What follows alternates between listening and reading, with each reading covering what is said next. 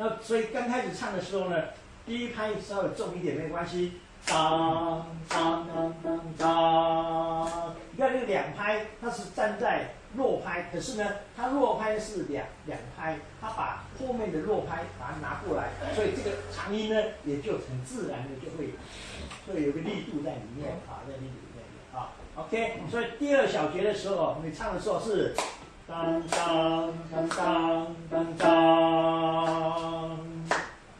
当当，哎，因为这是符合什么4/4拍的第3拍的强拍。好，来从头再一次，备战词。当当当当当，